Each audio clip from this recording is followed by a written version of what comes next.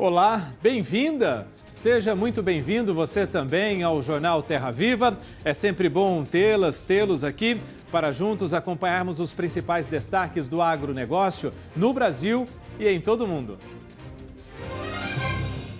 Fundo Monetário Internacional eleva a previsão de crescimento econômico do mundo em 2023.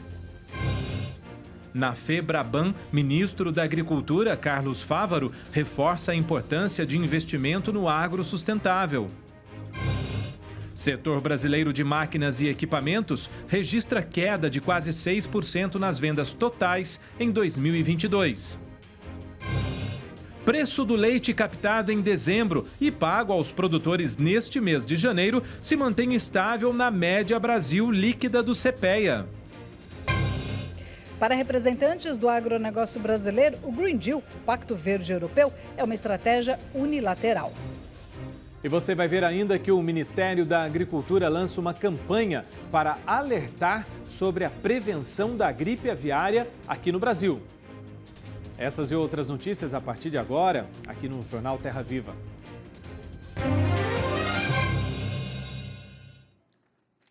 A Associação Brasileira do Agronegócio realizou nesta terça-feira um fórum para discutir o Pacto Verde Europeu, que é, na verdade, um programa que estabelece um plano de ação para tornar a Europa o primeiro continente neutro em termos climáticos até 2050 e também os impactos no agronegócio brasileiro.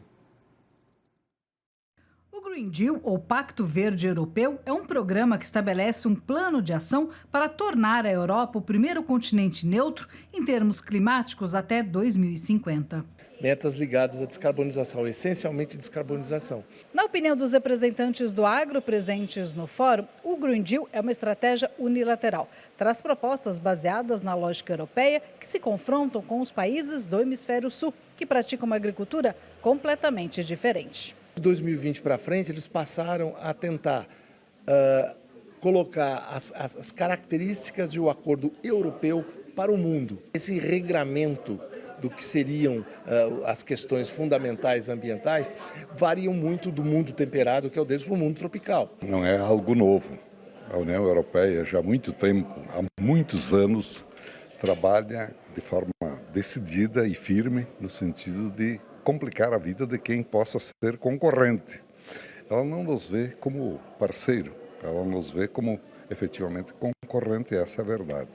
Segundo Soemi Mori, diretora de Relações Internacionais da CNA, não houve diálogo na construção da legislação. De qualquer forma, a legislação já saiu. Então, onde a gente consegue agora negociar é na implementação dela.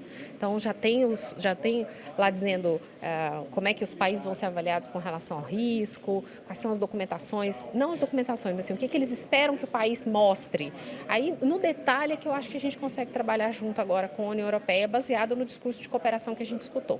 Para o vice-presidente da ABAG, é legítimo que a União Europeia queira fazer uma política própria, mas a cooperação só é possível através de muita negociação. Com as medidas que foram tomadas unilateralmente, a tendência da União Europeia é se isolar cada vez mais de outros continentes que buscam esse diálogo construtivo. Na opinião do ex-ministro da Agricultura, Francisco Turra, é preciso caminhar para a construção de novas alternativas. Agora nós temos que buscar os nossos parceiros. Quem serão? América Latina, principalmente Estados Unidos, Canadá também, para a gente poder contrapor, ter nosso espaço. Quando os europeus perceberem, o cidadão europeu perceber o custo que tem o alimento na vida dele, ele vai entender o que significam essas práticas que estão colocadas no Green Deal, que são todas agregadoras de preço e aumento de preço no valor dos alimentos, para os europeus e para fora. Então vai ter que ter uma reflexão europeia sobre essas políticas. Esse é um primeiro ponto. Então, para o Brasil, o que a gente tem que continuar fazendo, como a gente conseguir, é mostrar que o agro brasileiro é absolutamente sustentável. Muito. O setor brasileiro de máquinas e equipamentos registrou queda de 5,9% nas vendas totais em 2022. Apesar disso, o ano ficou marcado pelo crescimento das exportações de quase todos os tipos de máquinas, tendo como destaque o segmento de máquinas agrícolas. A indústria de máquinas iniciou o ano de 2022 com queda de 4% nas vendas totais. Mas a expectativa era de melhora do quadro no segundo semestre do ano, o que não aconteceu. Sendo assim, o ano passado registrou queda de 5,9% nas vendas, quebrando o ciclo de 4 anos consecutivos de crescimento. Apesar deste cenário, o ano ficou marcado pelo aumento das exportações de quase todos os tipos de máquinas. Destaque para os equipamentos agrícolas, que registrou crescimento de 32% no período, aumentando sua participação de 14% para 16% no total das exportações de máquinas. O setor de máquinas agrícolas, o setor agrícolas, né? Esse segmento ele foi beneficiado pelo aumento da rentabilidade no campo, mas também pelo aumento de safra, um clima mais favorável. Isso propiciou aumento de renda aos produtores e, com isso, investimentos tanto com bens produzidos localmente, né, quanto bens importados. Já em relação às importações, durante o mês de dezembro foi registrada uma queda de menos 3%, que atingiu a maioria dos segmentos de mercado. Os maiores crescimentos percentuais ocorreram na importação de máquinas para agricultura, com 49,5%, e máquinas para petróleo e energia renovável, com 49,7%. Diversos segmentos ampliaram investimentos com esses tipos de bem no país, mas o destaque é, de novo, para o setor de máquinas agrícolas, o setor agrícolas, né? Esse segmento ele foi beneficiado pelo aumento da rentabilidade no campo, mas também pelo aumento de safra, um clima mais favorável. Isso propiciou aumento de renda aos produtores e, com isso, investimentos tanto com bens produzidos localmente, né, quanto bens importados. O consumo aparente, resultado das máquinas importadas com as produzidas localmente e direcionadas ao mercado interno, registrou queda de quase 7% em relação ao ano de 2021. No mês de dezembro de 2022, a queda registrada foi de 8,3% em comparação com o mesmo mês do ano anterior. Quedas impulsionadas pela diminuição das atividades da indústria extrativa, de transformação e também do setor agrícola em 2022, o que resultou nesta contração nos investimentos em máquinas e equipamentos no período. Houve uma queda de 7% no consumo de máquinas e equipamentos. Olhando diretamente para o mercado agrícola, também houve uma redução dos investimentos, mas principalmente no último semestre, por conta da redução das fontes de financiamento, né, dos recursos de créditos para financiamento de máquinas no campo e também por conta dos elevados custos para financiamento destes bens. O ministro da Agricultura, Carlos Fávaro, reforçou aos representantes do Conselho Consultivo da Federação Brasileira de Bancos, a FEBRABAN, nesta terça-feira, que quer criar uma política para oferecer condições de financiamento mais favoráveis para produtores comprometidos com a agropecuária sustentável. Qual é a agropecuária brasileira que queremos em 2050? E a Embrapa começa agora a trabalhar nisso. Pesquisar, inovar. O que e como devemos produzir em 2050? Qual é o modelo sustentável? O modelo, eu falei isso na Alemanha. O modelo sustentável, não precisamos seguir o modelo que a Alemanha, a França, ou a Inglaterra, ou a Noruega quer. Temos o nosso próprio modelo de produção sustentável. A seguir, o Ministério da Agricultura publica alerta sobre a influenza aviária no Brasil. E você vai ver ainda, o Fundo Monetário Internacional eleva a previsão de crescimento econômico do mundo em 2023. A gente conta os detalhes depois do intervalo aqui no Jornal Terra Viva.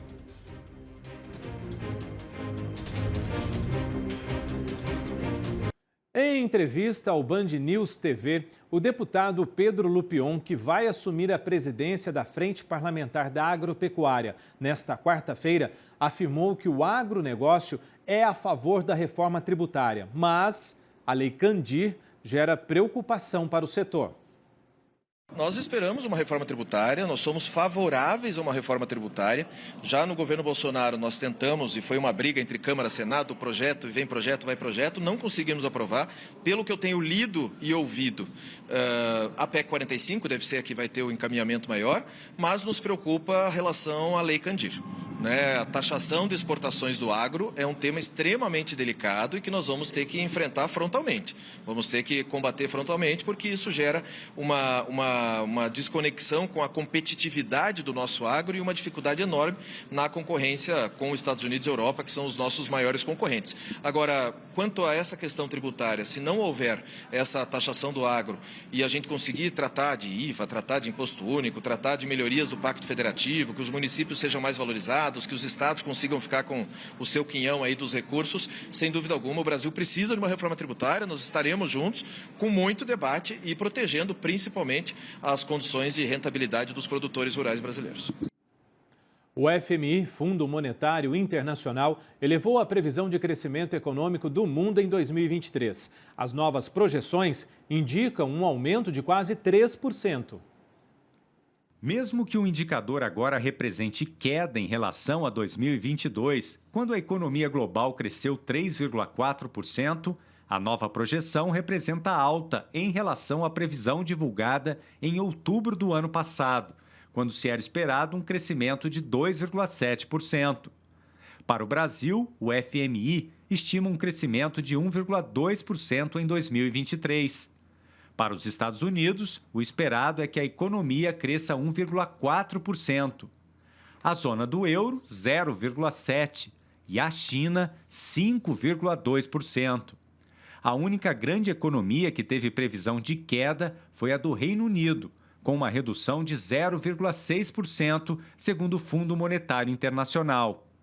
Economistas do FMI dizem que os riscos de recessão mundial diminuíram, pois os bancos centrais estão fazendo progresso no controle da inflação, mas que o trabalho para conter os preços ainda precisa de atenção. Diante desses números, vamos pensar lá na frente? É hora do Agritendências com o Silmar César Miller.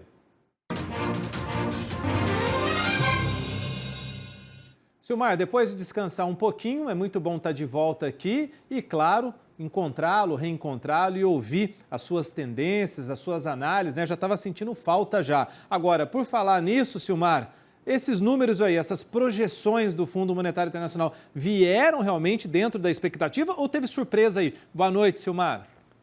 Muito boa noite, Márcio. Boa noite aos nossos amigos do canal Terra Viva. Olha, eu diria que veio, de certa forma, com uma certa surpresa positiva aqui para alguns analistas. A tendência para esse ano, pelo menos. Porque o ano não fechou lá muito bem. A Alemanha, por exemplo, fechou o último trimestre do ano com uma queda no seu produto interno bruto, em torno de 0,2%, surpreendeu alguns, mas eu diria que a perspectiva para esse ano, segundo indicado pelo FMI nesta terça-feira, seria positiva se considerar todo o cenário que tem por trás disso, de guerra na Ucrânia, todos os efeitos deletérios disso aí, ainda os efeitos da Covid, ainda que ainda permanecem em alguns casos na economia global, impactando a economia global. Eu diria que a tendência para esse ano é positiva, ou seja, surpreendeu positivamente essa previsão da FMI divulgada hoje. Crescimento menor que do ano passado, é verdade, mas diria que é de bom tamanho, até um pouco melhor do que a expectativa anterior do próprio FMI, 2,9%, não é pouca coisa. E com alguns indicadores até que se surpreende um pouco. É o caso do próprio Brasil, onde o FMI está mais otimista do que o nosso Banco Central aqui, do que o nosso Ministério da Economia, pelo menos do governo que saiu, que previa aqui, dos próprios analistas do mercado financeiro, que não vão muito além de 0,7%, está vendo no máximo 1%. O FMI está prevendo 1,2% esse ano, melhorou inclusive a sua previsão em relação à sua própria previsão anterior. Portanto, esse é um dado positivo. Outro é da China. A China, que cresceu muito pouco no ano passado por conta dos efeitos da Covid, tem uma expectativa de retomada boa esse ano, um crescimento de 5,2%.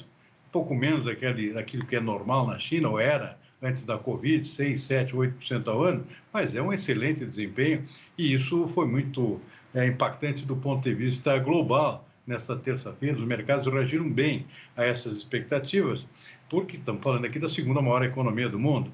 E, por fim, ainda tem toda a tendência aqui para os países do Ocidente, Estados Unidos, Europa, que estão conseguindo segurar a inflação, estão tendo aqui uma previsão de crescimento um pouco melhor do que se podia esperar por conta da guerra da Ucrânia e os efeitos disso no setor da energia, por exemplo, na Alemanha e outros países europeus. Então, tudo são indicadores, se não são positivos, são menos negativos do que aqueles que poderia esperar. E os mercados respiraram positivamente depois da divulgação desses números e dos próprios dados que estão saindo aqui nas principais economias sobre o desempenho do final do ano passado. Portanto, a situação parece que não é tão ruim como se chegou a esperar anteriormente com relação ao desempenho da economia global para 2023, pelo menos por enquanto. Esperamos que assim seja. E por falar em mercados, nessa terça-feira? Olha, a maior parte dos mercados fechou em alta nesta terça-feira. Soja na Bolsa de Chicago fechou mais ou menos estável, trigo subiu 1,1%, o milho foi uma exceção aqui, caiu 0,6%, praticamente a única das grandes exceções aqui entre as principais commodities. E os principais destaques na Bolsa de Nova York, tem muito a ver com a economia global. O algodão deu um salto aqui de 1,3% e o café e o açúcar foram grandes destaques do dia. O café arábica subiu nada menos que 6,7% nesta terça-feira, refletindo exatamente a expectativa de um bom desempenho da economia global, melhor do que vinha sendo esperado, e, por outro lado, a previsão de um certo aperto na oferta. Ou seja, a safra vai ser bastante ajustada em relação à perspectiva de um consumo maior por conta da melhora da economia.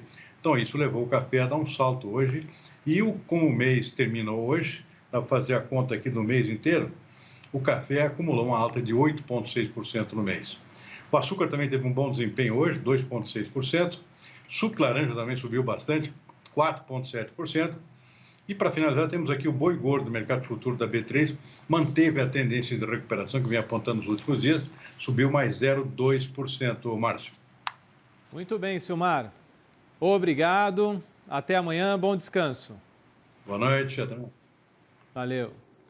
O Ministério da Agricultura publicou um alerta sobre a influenza aviária, uma doença viral que tem preocupado o mundo e que é altamente contagiosa. Afeta aves domésticas, silvestres e também pode ser transmitida para os humanos. O impacto atinge o comércio internacional de produtos avícolas. Na América do Sul, países vizinhos já notificaram focos da doença, o que levou o Brasil a intensificar as medidas de prevenção. Hoje, os órgãos ambientais têm aumentado as ações de vigilância e reforçado as medidas de biossegurança, ou melhor, as medidas de biosseguridade nas granjas, já que o período de maior migração das aves do hemisfério norte para a América do Sul começou em novembro e vai até abril. Lembrando que até o momento, atenção, até o momento, nenhum caso de gripe aviária foi confirmado aqui no Brasil. O preço do leite captado em dezembro e pago aos produtores neste mês de janeiro se manteve praticamente estável na média Brasil líquida do CPEA. O valor foi de R$ 2,52 o litro, registrando um recuo de 0,3% em comparação com o mês anterior. Apesar disso, a média deste mês ainda ficou quase 14% acima da registrada em janeiro de 2022, em termos reais, sendo também a maior para o mês de janeiro, considerando a série histórica do CPEA iniciada em 2004. Vale ressaltar ainda que os valores médios de Minas Gerais, do Paraná e de Santa Catarina registraram quedas menores que 1%. Enquanto os de São Paulo e da Bahia apresentaram recuos acima de 2%. Por outro lado, as médias em Goiás e no Rio Grande do Sul avançaram, mas as variações estiveram abaixo de 1%. O CPEA avalia que os preços ao produtor podem registrar altas a partir deste mês, com menor produção. A SEAPA, Secretaria de Estado de Agricultura de Goiás, começou um projeto de fruticultura irrigada do Vão do Paraná. A iniciativa tem a intenção aí de incrementar a produção agrícola aos mais vulneráveis e, além do mais, espera-se aí um bom rendimento econômico, para assim auxiliar no desenvolvimento social, que é um dos papéis da agricultura, Por isso, para entender melhor aí sobre essa iniciativa do governo de Goiás e as suas parcerias, com o superintendente de Engenharia Agrícola e Desenvolvimento Social da SEAPA, José Ricardo Caixeta Ramos. A gente conversa agora. O José Ricardo já está aqui com a gente, a quem a gente agradece demais, viu, José Ricardo, por atender o nosso convite, o nosso pedido, para ajudar a gente a esclarecer e trazer aqui mais detalhes, junto do jornal Terra Viva, de como foi esse processo de desenvolvimento aí do projeto de fruticultura, né? Esse projeto que tem irrigação, inclusive, nessa região específica. Boa noite. Boa noite. Esse projeto ele surgiu de uma oportunidade que existe na região nordeste do estado de Goiás. É uma região que tem um clima um pouco diferente das demais regiões do estado de Goiás, né? Um clima um pouco mais seco, com um período chuvoso mais curto também, muito próximo do clima e das condições também do nordeste do Brasil, ali a região de Juazeiro Petrolina, que é um grande polo de fruticultura. E lá naquela região, no baixo, né, que a gente chama de Vão do Paraná, as condições tanto de solo, nós temos ali o Rio Paraná, onde já foram feitos alguns investimentos por parte do Estado, nós temos ali 2 grandes barragens, mais de 200 milhões de metros cúbicos de água já reservado. Nós cuidamos agora, nesse primeiro momento, né, do mandato do atual governo Ronaldo Caiado, de recuperar essas barragens em parceria com o governo federal. E agora também, com a parceria do governo federal, nós estamos democratizando a distribuição dessa água e criando esse projeto de fruticultura para que a gente possa trazer aquelas famílias assentadas, hoje ali cerca de 4.500 famílias dessa região, dos 3 municípios, Flores de Goiás, São João da Aliança e Formosa, para esse projeto, né? Para que eles possam ter uma oportunidade para produzir. Nós fizemos um grande pool de parceiros, né? Além dos parceiros aqui do Estado, né, as secretarias, também do governo federal.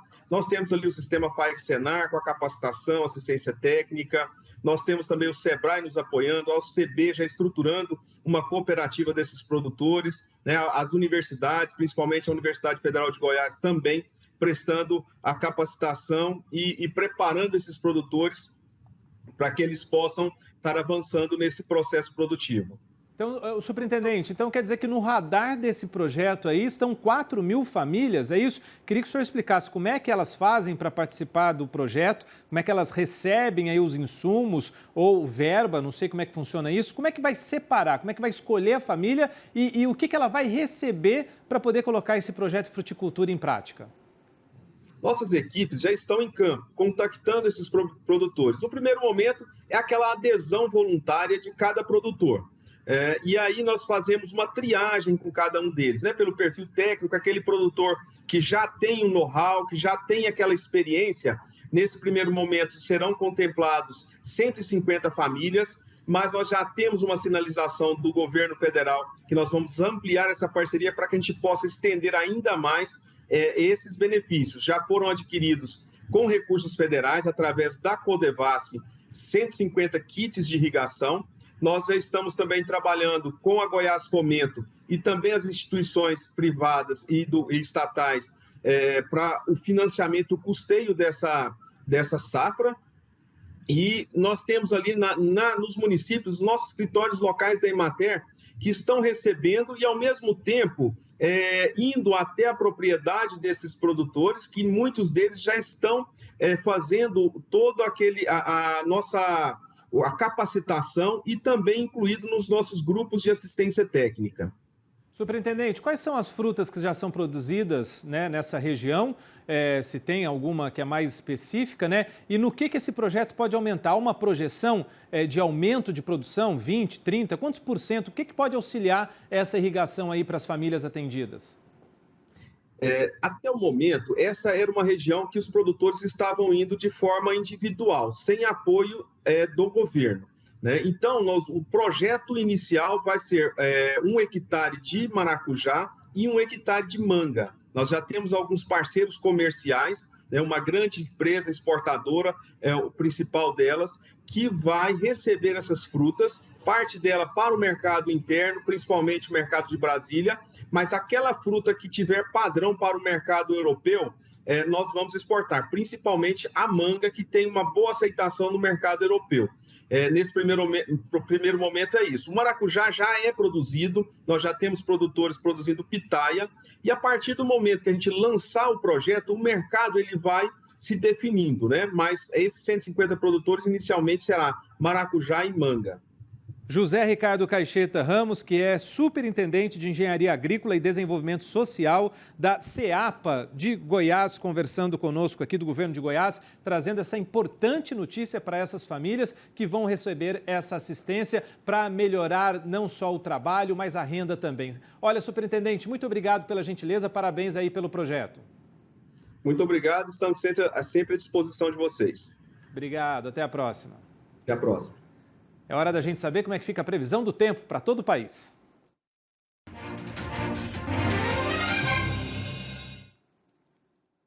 Começa com muita instabilidade ativa sobre grande parte do país. Nesta quarta-feira, a chuva volta a ganhar intensidade nos estados do norte e também do nordeste. A zona de convergência intertropical provoca esse corredor de umidade desde o litoral do Maranhão até a região de Fortaleza. E as capitais Belém e Macapá também vão sentir o reflexo dessa umidade, com temporais podendo acontecer desde cedo. Chove forte ainda no interior paranaense, Amazonas, nos estados de Rondônia e também do Acre. Já em parte do centro e sul do país, ainda tem essa circulação de ventos favorecendo esse fluxo de umidade entre Paraná, São Paulo e o estado de Mato Grosso do Sul. O potencial para temporais continua alto, mas a chuva, na maior parte do tempo, intercala períodos de sol e de melhora. Os temporais se concentram principalmente entre tarde e noite. Na cidade do Rio, em Belo Horizonte, Brasília e na capital Palmas, a chuva acontece principalmente a partir da tarde. Pode vir acompanhada por trovoadas, mas de forma ainda localizada.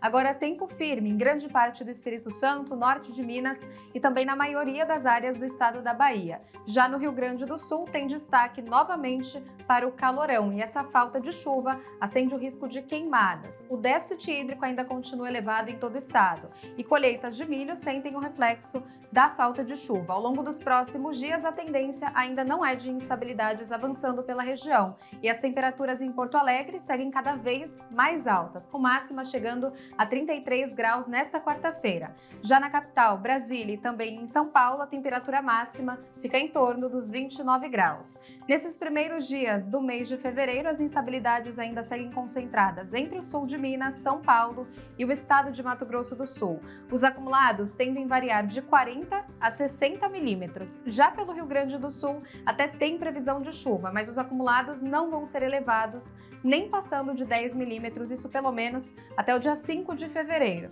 Já entre norte e nordeste, tempo ainda muito instável, com acumulados elevados entre Maranhão, Pará e a região do Amazonas. Já na semana que vai do dia 6 ao dia 10 de fevereiro, a chuva ganha intensidade novamente em Minas Gerais e Goiás, onde os acumulados podem chegar até 60 milímetros. E nesse mesmo período, volta a chover também sobre o Espírito Santo, mas a maior parte da região do Selva ainda continua sem chuva significativa.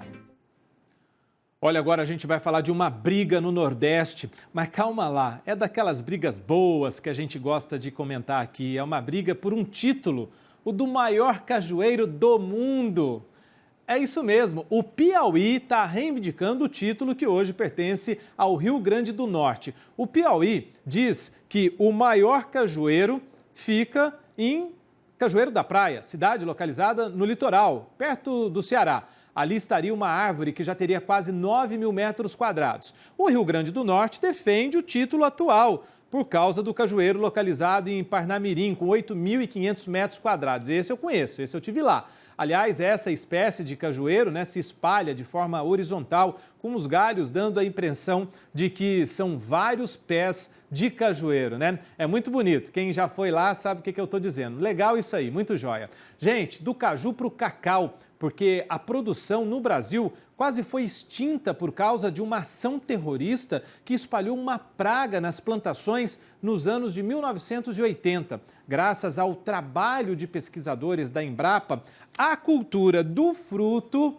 que dá o chocolate está renascendo e com força lá na Bahia.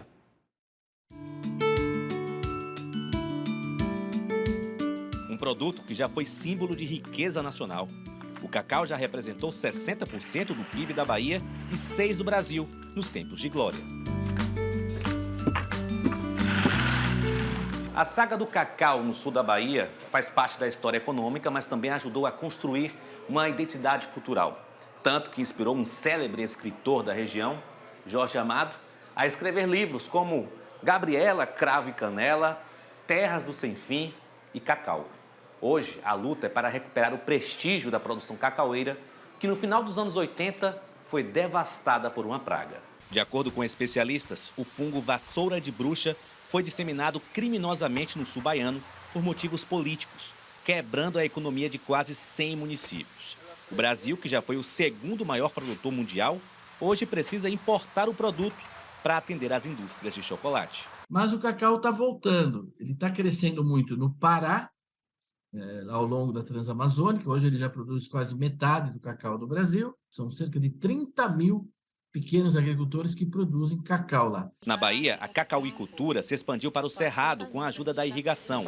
A produção cresceu cerca de 40% nos últimos anos. Agora, com o trabalho de pesquisadores da Embrapa, a aposta é em amêndoas mais resistentes a doenças. Por ter mais qualidade, o produtor ainda consegue um lucro 50% maior do que com o cacau normal. Investir em ciência, investir na tecnologia, investir na assistência técnica para que esse produtor possa, às vezes numa área pequena, mas ter um nicho de um produto de qualidade, vai interferir diretamente na sua renda, no retorno econômico da atividade. Trabalho muito importante, desenvolvido por todos os pesquisadores, tão importante quanto dos produtores, né, que mantém ali esse trabalho de produzir para a gente aquilo que nos dá uma delícia, né? Pelo menos para mim, amo chocolate. Obrigado por estarmos juntos mais uma vez aqui no Jornal Terra Viva. A gente se encontra nessa quarta-feira, 6h45. Bom descanso, bom trabalho para quem vai seguir no período noturno aí. E deixo o meu convite para você. Continua com a gente.